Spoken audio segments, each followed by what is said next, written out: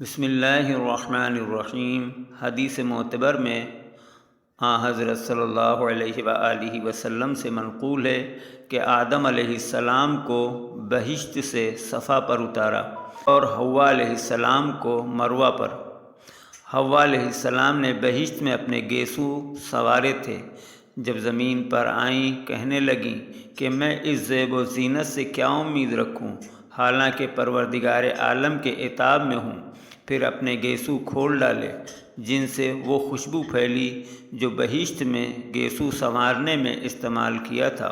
ہوا نے اس کو تمام ہندوستان میں پھیلا دیا، اسی سبب سے ہندوستان میں خوشبو بہم پہنچی، اسی سبب سے ہندوستان کے پھولوں میں خوشبو زیادہ پائی جاتی ہے۔ دوسری حدیث میں فرمایا کہ جب حوا علیہ السلام نے اپنے گیسو کھولے، حق تعالیٰ نے ایک ہوا بھیجی جس نے ان کے گیسوؤں کی خوشبو زمین پر مشرق سے مغرب تک پھیلا دی۔